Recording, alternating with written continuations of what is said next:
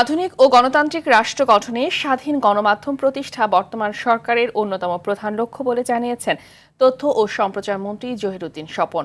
রোববার রাজধানীর তথ্য ভবনে বিশ্ব মুক্ত গণমাধ্যম দিবসের আলোচনা সভায় তিনি কথা বলেন।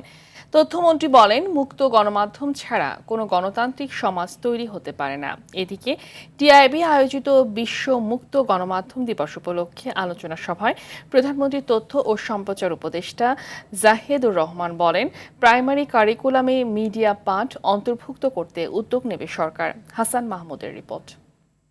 পরিবেশ সৃষ্টি হয় তখনই সকালে রাজধানীর তথ্য ভবন মিলনায়তনে বিশ্ব মুক্ত গণমাধ্যম দিবস 2026 উপলক্ষে তথ্য ও সম্প্রচার মন্ত্রণালয় আয়োজিত এই আলোচনা সভা।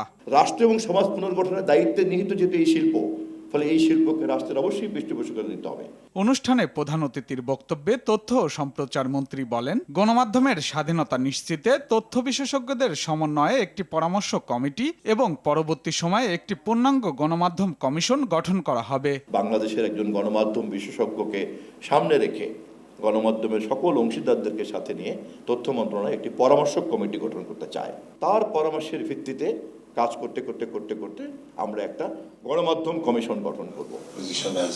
অন্যদিকে টিআইবি আয়োজিত বিশ্ব মুক্ত গণমাধ্যম দিবস উপলক্ষে আলোচনা সভায় যোগ দিয়ে প্রধানমন্ত্রীর তথ্য সম্প্রচার উপদেষ্টা জাহেদুর রহমান বলেন, আটক সাংবাদিকদের মুক্তির বিষয়ে দ্রুত সুরাহ করা হবে। বেসরকারি সংস্থার সাথে কথা বলেছি, তারা যাতে তাদের বিভিন্ন রকম প্রোগ্রাম এই মিডিয়া লিটারেসি নিয়ে স্কুল শিশুদের কাছে করে, যে ভার্সিটি লেভেলে আমরা যখন করি তারা যথেষ্ট অ্যাডাল্ট হয়ে যায়, তাদের কাছে আমরা কিছু লেখা দিয়ে কমিউনিকেট করতে পারি, কিন্তু মূল লার্নিংটা আসলে স্কুলে হয়।